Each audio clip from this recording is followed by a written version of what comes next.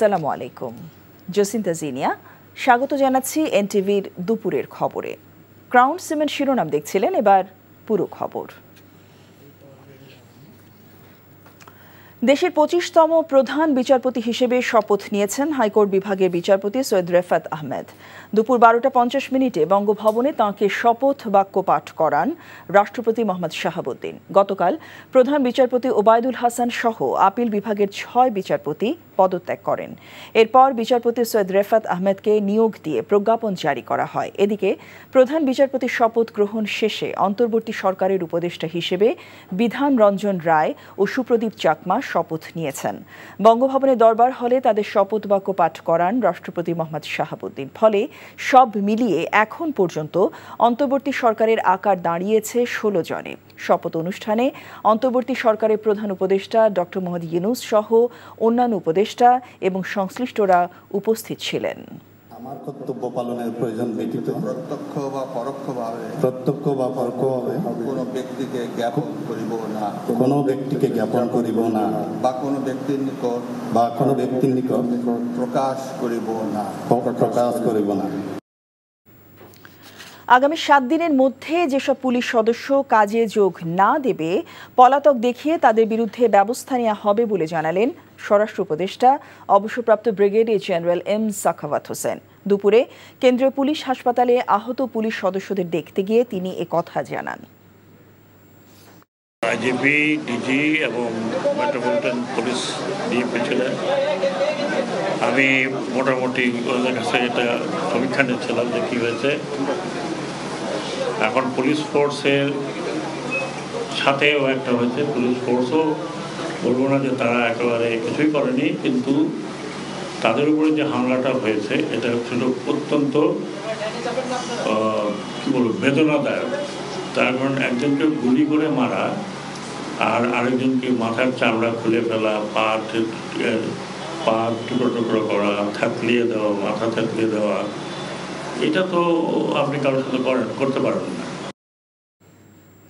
আজ সকাল থেকে আরও কিছু থানায় সেনাবাহিনী, নৌবাহিনী ও বিজিবি সহযোগিতায় কাজে যোগ দিয়েছেন পুলিশ সদস্যরা। এর আগে গতকাল দেশের ৬৩৯টি থানার মধ্যে ৫৩৮টিতে ফের কার্যক্রম শুরু হয়। খুলনা মহানগরীর ৮ থানায় রোববার সকালে কাজে যোগ দেন পুলিশ সদস্যরা। বিভিন্ন থানা পরিদর্শন করেছেন নৌবাহিনী খুলনা অঞ্চলের কমান্ডার রিয়ার অ্যাডমিরাল গোলাম সাদেক, পুলিশ কমিশনার মোহাম্মদ মোজাম্মেল হক সহ অন্যরা। মৌলভীবাজারের ৭ থানা এবং দিনাজপুরের হাকিমপুর থানায় কাজ শুরু করেছেন পুলিশ সদস্যরা। টানা ৬ দিন বন্ধ থাকার পর আশুলিয়া ও ধামরাই থানায় কার্যক্রম শুরু হয়েছে। সেনাবাহিনীর সহযোগিতায় আশুলিয়া থানায় যান ভারপ্রাপ্ত কর্মকর্তা AFM সাইদ। এ সময় শিক্ষার্থীরা তাকে ফুল দিয়ে স্বাগত জানান। এছাড়া ফরিদপুর সহ বিভিন্ন থানায় সীমিত পরিসরে কাজে যোগ দিয়েছেন পুলিশ সদস্যরা। থানার কার্যক্রম তো চালু হয়েই গেছে। এখন যত দ্রুত সম্ভব আমরা জয়েন্ট পেট্রোল করব এবং একসাথে হ্রাস করব। যেসব অপরাধীরা অপরাধ করতেছে কাউকে রেহাই দেওয়া হবে। আগামী দিনগুলোতে আমাদের এই ছাত্রছাত্রী ভাই বোনদের নিয়ে আইন শৃঙ্খলা পরিস্থিতি যতটা দ্রুত সম্ভব আমরা নিয়ন্ত্রণে নিয়ে আসবো। আগামী দিনে বিভিন্ন খাতে নিজেদের পরিকল্পনার কথা জানিয়েছেন অন্তর্বর্তীকালীন সরকারের উপদেষ্টারা। আজ সকালে সচিবালয়ে নিজ নিজ কার্যালয়ে এই প্রতিক্রিয়া জানান তারা। স্বচ্ছতা জবাবদিহিতা রাখবেন, একেবারে আপনাদের জবাবদিহিতা থাকবে, আপনাদের এখন স্বচ্ছতা রাখবেন।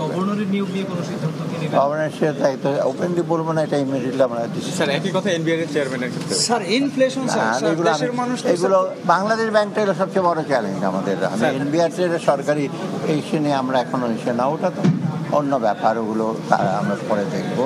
অ্যাডমিনিস্ট্রেশনের ব্যাপারে যে গভর্নরগুলো আর হয়তো সিকিউরিটি এক্সচেঞ্জ কমিশন বোধে রিজাইন করছে, এগুলো আমরা ইমিডিয়েটলি কিছু কাজ অগ্রাধিকার ধরে নিয়ে অগ্রাধিকারের একটা তালিকা এই মন্ত্রণালয়ের প্রস্তুত করা আছে। সেখানে কিছুটা হয়তো সংযোজন বিয়োজন হবে। আমরা চেষ্টা করব মানুষের আস্থা এই প্রশাসনের উপর দ্রুত কিভাবে স্থাপন করা যায়, সেটার জন্য এমন কিছু ইস্যুতে কাজ করা যেখানে মানুষ দৃশ্যমান কিছু ফল দেখতে পাবে। সকল ক্ষেত্রের জন্য সুশাসন, জবাবদিহিতা ও স্বচ্ছতা নিশ্চিত করার জন্য প্রশাসনিক কিছু ব্যবস্থা আমরা গ্রহণ করব। এই পুরো সরকারটাই চ্যালেঞ্জ।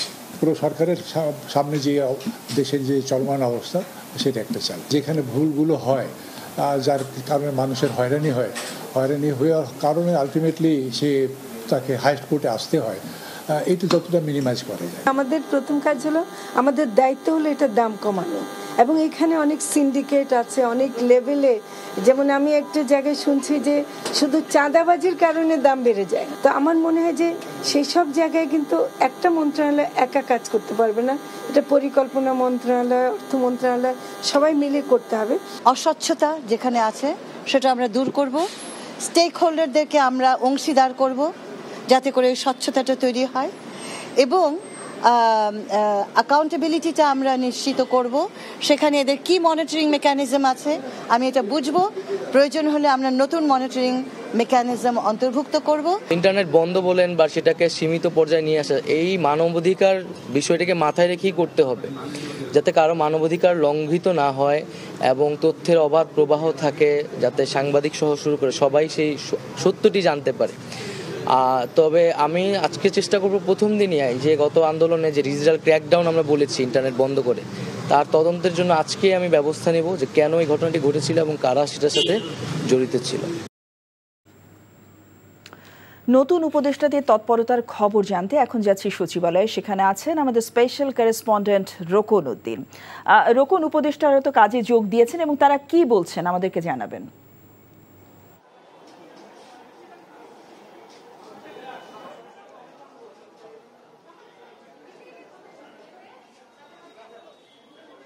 হ্যাঁ জসিন্তা, আসলে আনুষ্ঠানিকভাবে যদি বলা যায় তাহলে আজ থেকেই তাদের কর্মদিবস শুরু হলো এবং সচিবালয়ে আজকে বেশিরভাগ উপদেষ্টাই এসেছেন এবং বলা যায় সকাল 9টার পর থেকেই তারা আসতে শুরু করেছেন একে একে।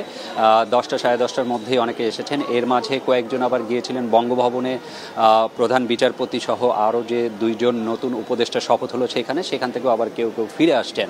তো সব মিলে যদি বলা যায় আজকে তাদের আনুষ্ঠানিক কার্যক্রম শুরু হলো। আর সচিবালয়েও আজকে আমি কর্মচাঞ্চল্য সেটি দেখেছি, সচিবালয়ের ভেতরে অনেক গাড়ি আছে সেটি দেখেছি, এবং বিভিন্ন মন্ত্রণালয়গুলোতে যারা কাজ করেন তারাও বিভিন্ন কাজে আজকে ব্যস্ত আছেন, যেহেতু উপদেষ্টারা এসেছেন তাদের সাথে নিয়ে। শুরুতেই আমরা যেটি দেখেছি যে তারা আসলে বৈঠক করেছেন, যে উপদেষ্টাই আজকে এসেছেন তাদের প্রথম কাজই ছিল মন্ত্রণালয়ের ঊর্ধ্বতন কর্মকর্তাদের নিয়ে বৈঠক করা। আর এখন আপনি নিশ্চয়ই এখানে দেখতে পাচ্ছেন যে এটি আসলে স্বরাষ্ট্র মন্ত্রণালয়ের ঠিক সামনে আমরা এখন আছি। এই স্বরাষ্ট্র মন্ত্রণালয়ে কিছুক্ষণের মধ্যেই অন্তর্বর্তীকালীন সরকারের স্বরাষ্ট্রমন্ত্রী তিনি এখানে আসবেন। তো নিয়ম অনুযায়ী, রেওয়াজ অনুযায়ী তাকে এই মন্ত্রণালয়ে যখনই কোনো মন্ত্রী পদমর্যাদার কেউ যখন আসেন তখন তাকে আসলে গার্ড অফ অনার দেওয়া হয়, সেটির প্রস্তুতি নিয়ে রাখা হয়েছে এবং হয়তো কিছুক্ষণের মধ্যেই তিনি এখানে আসবেন। আর আপনি যেটি জানতে চেয়েছেন যে তারা কি বলেছেন, যতজনের সাথে আমরা কথা বলেছি উপদেষ্টাদের সাথে, তাদের মূল বক্তব্য ছিল দুটি। একটি হচ্ছে যে তারা স্বচ্ছতা এবং জবাবদিহিতার সাথে যে সংস্কার বা যে পরিবর্তন করলে দেশকে আরও সামনে এগিয়ে নিয়ে যাওয়া যায় সেটি তারা করবেন, এবং একই সাথে তাদের এই দেশে যাতে গণতান্ত্রিক এমন একটি ধারা আসে যাতে সামনের দিনে সেই ধারাটি বজায় থাকে এবং সেটি অব্যাহত থাকে, সেই চেষ্টা তারা করে যাবেন। এবং তারা আরও যেটি বলেছেন যে বিভিন্ন সময়ে বিভিন্ন রকমের আইন বা বিভিন্ন রকমের হত্যা বা এ ধরনের অনেক কিছু তারা আসলে উদাহরণ দিয়ে বলেছেন, সেগুলো যেটি ঘটেছে সেই ধরনের বিষয় সামনের দিনে সামনের বাংলাদেশে যাতে আর না ঘটে, সে বিষয়ে যদি নীতিগত কোনো পরিবর্তনের প্রয়োজন হয় সেটি নিয়েও তারা কাজ করবেন। জসিন্তা, সচিবালয় থেকে জানছিলাম উপদেষ্টাদের খবর। 9 বছর পর আজ ভারত থেকে দেশে ফিরছেন বিএনপি স্থায়ী কমিটির সদস্য সালাউদ্দিন আহমেদ। আজ সকাল 11টায় নয়াদিল্লি থেকে ফ্লাইটে রওনা করবেন সালাউদ্দিন আহমেদ। দুপুর 2টায় ঢাকা বিমানবন্দরে পৌঁছবেন তিনি। 2015 সালে 10ই মার্চ রাজধানীর উত্তরা থেকে সালাউদ্দিন নিখোঁজ হন। 62 দিন পর ওই বছরের 11 মে ভারতের মেঘালয়ের শিলংয়ে স্থানীয় পুলিশ তাকে উদ্ধার করে। ভারতের পুলিশের পক্ষ থেকে তখন বলা হয়েছিল সালাউদ্দিন শিলংয়ে উদ্ভ্রান্তের মতো ঘোরাঘুরি করার সময় লোকজনের ফোন পেয়ে তাকে আটক করা হয়। তবে বিএনপির অভিযোগ 2015 সালের 10 মার্চ ঢাকার উত্তরার বাসা থেকে গোয়েন্দা সেজে একদল লোক সালাউদ্দিনকে অপহরণ করে। 2018 সালের 26 অক্টোবর শিলংয়ের একটি আদালত তাকে অবৈধ অনুপ্রবেশের অভিযোগ থেকে খালাস দেন। 2023 সালের 28 ফেব্রুয়ারি উচ্চতর আদালত এ রায় বহাল রাখেন। একই সঙ্গে তার বাংলাদেশে ফেরার ব্যবস্থা করে দিতে ভারত সরকারকে নির্দেশ দেওয়া হয়।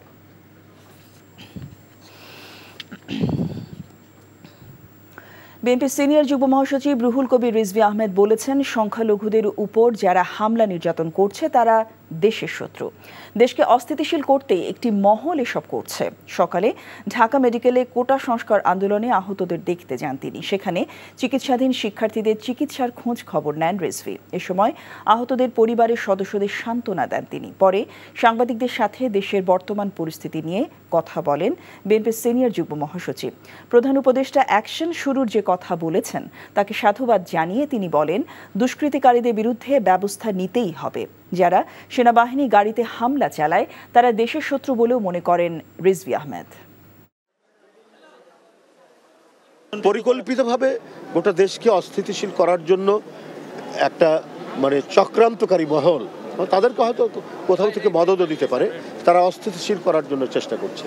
না হলে যারা শান্তি শৃঙ্খলা রক্ষা করছেন অত্যন্ত নিরপেক্ষতার সাথে এবং অনেকখানি এখন সুস্থির বাতাস বইছে সারা দেশে, কোনো অ্যানার্কি বিস্তৃত করতে দেয়নি।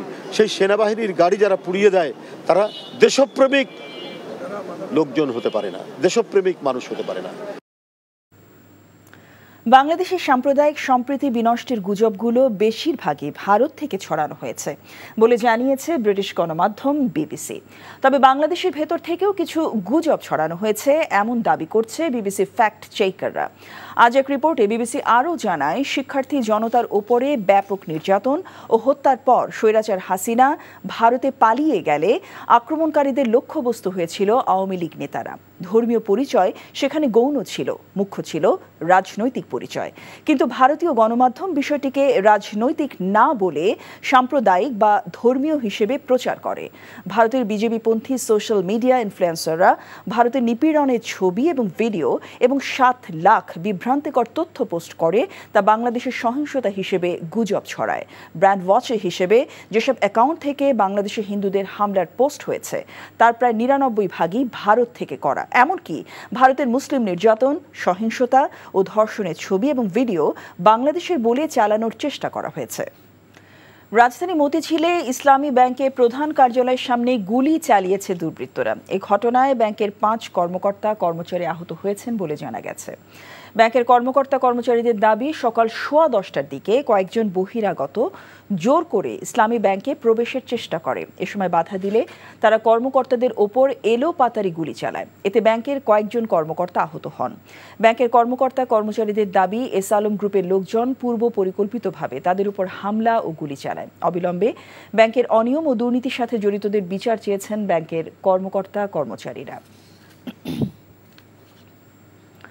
নোয়াখালীর হাতিয়ার ভাষাঞ্চর সংলগ্ন সাগরমোহনা একটি ট্রলার ডুবিতে শিশুসহ 4 রোহিঙ্গার মৃত্যু হয়েছে। গতকাল সাগরমোহনায় ছেড়াখাল এলাকায় এ দুর্ঘটনা ঘটে। কোস্টগার্ড ও এলাকাবাসী জানান, ভোরে চট্টগ্রামের ফিশারিজ ঘাট থেকে যাত্রী 20 টন চাল এবং 10 টন মালামাল নিয়ে কাঠের ট্রলারটি ছেড়ে যায়, কিন্তু প্রচণ্ড বাতাস ও সাগরের ঢেউয়ে কাঠের ট্রলারটি ঘটনাস্থলে ছিদ্র হয়ে ডুবে যায়। এ সময় ট্রলারটিতে 23 জন ছিলেন। খবর পেয়ে রোহিঙ্গা 3 শিশু ও 1 নারীর মরদেহ এবং 19 জনকে জীবিত উদ্ধার করেন কোস্টগার্ড সদস্যরা।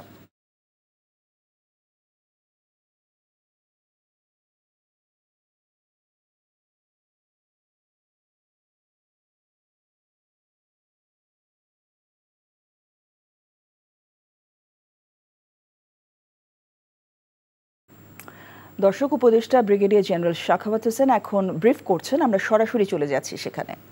পানিশমেন্ট হবে, ঢালাওভাবে কাউকে দোষারোপ করা যাবে না। জনগণকে আমি এটুকু বলতে চাই, আপনারা পুলিশের গায়ে হাত উঠাবেন না, কারণ আপনারা এখন দেখছেন যে আপনারা নিজেরাই সাফার করছেন। আমি রাতে আমার কাছে টেলিফোন আসে, অমুক জায়গায় ডাকাতি হয়েছে। আমি বললাম যে আল্লাহ আল্লাহ করো, আর কিছু করার নাই। কী করার আছে? যে ডাকাতি হয় সেখানে যদি পুলিশ না থাকে কী করবে? আপনারা দয়া করে, আমি এইমাত্র পুলিশদের যারা ইনজিওর্ড ছিল তাদেরকে দেখে আসছি। যতদূর আমাদের করার সম্ভব আমরা করব, কিন্তু বৃহস্পতিবারের মধ্যে আপনারা জয়েন করেন। এটা আমার নাম্বার 1 প্রায়োরিটি। 2 নম্বর প্রায়োরিটি, একটু আগে দেখলাম যে রাস্তা বন্ধ করে দিয়েছেন আনসারের একটা পার্ট, তাদেরও কিছু দাবি দেওয়া আছে, সবারই দাবি দেওয়া আছে, আমারও দাবি দেওয়া আছে। আমার দাবি দেওয়া হলো যে আপনারা ফিরে যান। আমি আপনাদেরকে কথা দিচ্ছি, আমি স্বরাষ্ট্র উপদেষ্টা হিসাবে এটা আমার দায়িত্ব আপনাদের কাছে আসা আপনাদের কথা শোনা এবং যতদূর সম্ভব আমার পক্ষে ইমিডিয়েট যা করার করব, যেটা কিছু অন্য কিছু ইমপ্লিমেন্টেশন যদি থাকে, অন্য মন্ত্রণালয় থাকে, আমরা আলোচনা করে করব। আপনারা দয়া করে রাস্তাটা ছেড়ে দেন, রাস্তার থেকে চলে যান। এক মিনিট ভাই, শেষ করি।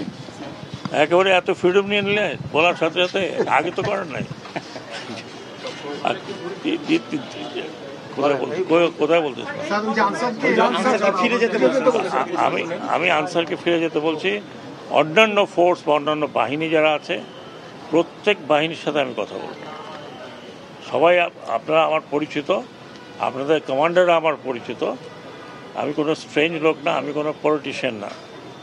আমি যা বলবো তাই করার চেষ্টা করব। আমি পলিটিশিয়ান নয় যে আপনাদের এক কথা বলবো, বিকেলে গিয়ে আরেক কথা বলবো, or I have to go in the name of somebody. না, মোটেও না। আমি এই প্রথমে এখনও ঢুকি নাই। স্বরাষ্ট্র মন্ত্রণালয় অনেক বড় মন্ত্রণালয়, বহু বড় মন্ত্রণালয়, এবং এটা সম্পূর্ণ আমার ঘাড়ে। আমি ভাবছি তো আপনাদের সাথে আনন্দ করবো, তা আর হবে না। আমি এখনও ঢুকি নাই। আমি একটু যাই, বসি, সবার সাথে পরিচিত হই, প্রবলেমগুলো শুনি। আমাদের দেশের অনেক প্রবলেম আছে, তবে 2-4টা কথা আমি আপনাদের বলে যাই, এরপরে প্রশ্ন আর করেন না। এদেশে পলিটিক্স করতে হলে পলিটিক্যাল পার্টি অ্যাক্টের মধ্যে করতে হবে। সেটা আপনাদের পছন্দ হইলো না হইলো, আমি যতদিন পর্যন্ত আছি আমি এটা করে ছাড়ব। আপনারা জানেন যে আমি ইলেকশন কমিশনার ছিলাম, সেখানে অনেক কিছু করে ছাড়ছি। পলিটিক্যাল পার্টি অ্যাক্টের মধ্যে যদি থাকেন, পলিটিক্স করতে পারবেন, না পারলে পারবেন না, সোজা কথা।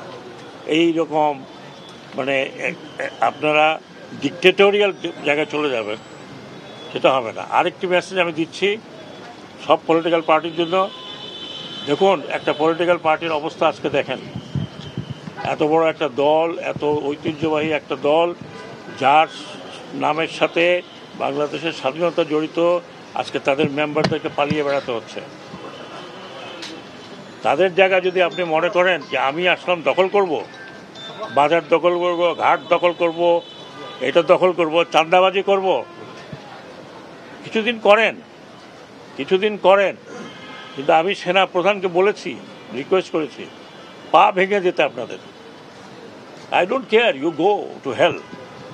চাঁদাবাজি করবেন। আমি শুনেছি কাউরান বাজারে গিয়ে চাঁদাবাজি করেন। কিছুক্ষণ আগে শুনছি যে একটা ব্যাংকের মধ্যে দখল নেওয়ার জন্য মারামারি হয়েছে। কিছুটা পিরিয়ড এখন আছে, করেন, কিন্তু আমার কারণে আসলে ভালো হবে না ভাই। আমি পাবলিকও না, আমি পলিটিশিয়ানও না, আমার ব্যাকগ্রাউন্ড হচ্ছে ফৌজি মানুষ। যা বলবো তাই করব। তারপরে আমি এখানে 1 দিন থাকি, 3 দিন থাকি, 10 দিন আছি। চাঁদাবাজি করবেন যেই পার্টি হোক, সেই পার্টিকে আমি বারবার বলছি যে চাঁদাবাজি করবেন না, মানুষের দুর্ভোগ ভোগাবেন না। তাহলে আমি জনগণকে বলবো যে আপনাদেরকে পিটাই দিতে, যারা চাঁদাবাজি করবে। আর যারা চাঁদাবাজি করবে তাদেরকে ওখানেই ধরেন, পিটাবেন না, ওখানেই ধরেন। কি করা লাগে সেটা আমরা করব। ল অ্যান্ড অর্ডারটা নিয়ে আসেন। এ দেশ এভাবে চলতে পারে না। এ দেশ আরেক দিকে যেতে পারে না। এটা কাউকে আমরা লিজ দিতে পারি না। আপনাদের পূর্বপুরুষরা এখানে 30 লক্ষ লোক রক্ত দিয়েছে। 2 লক্ষ 2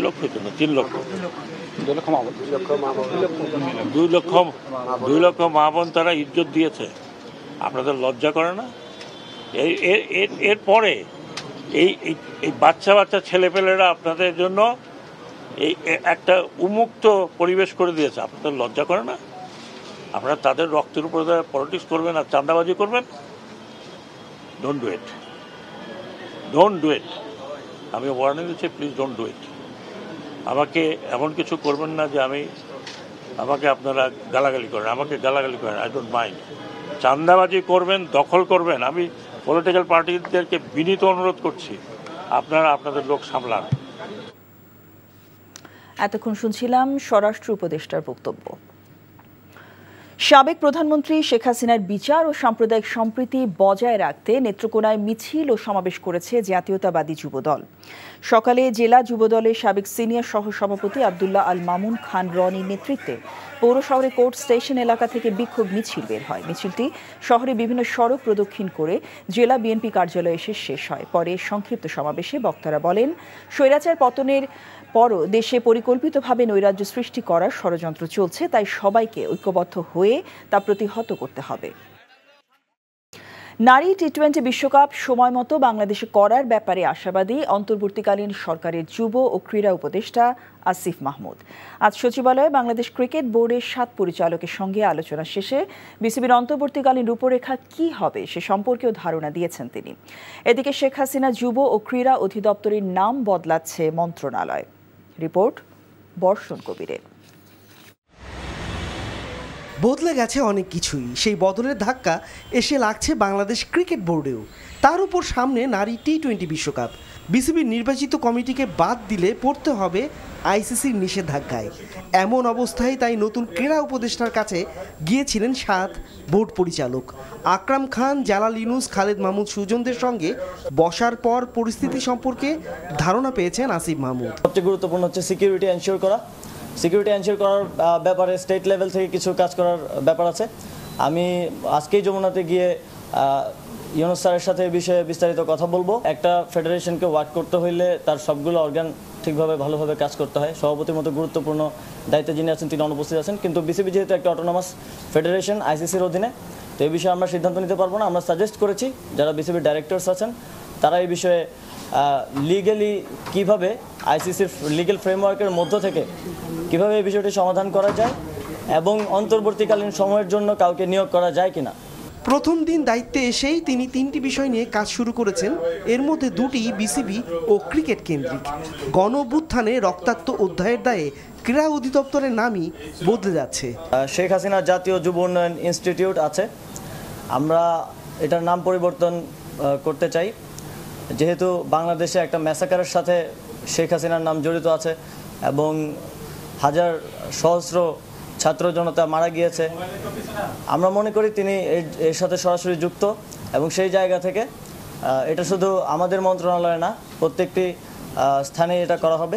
তো শেখ হাসিনা জাতীয় যুব উন্নয়ন ইনস্টিটিউটের নামটা আমরা পরিবর্তন করে বাংলাদেশ জাতীয় যুব উন্নয়ন ইনস্টিটিউট করতে। ক্রীড়াঙ্গনে প্রয়োজনীয় সংস্কার দ্রুতই বাস্তবায়নের উদ্যোগ নেওয়া হবে বলে জানিয়েছেন ক্রীড়া উপদেষ্টা।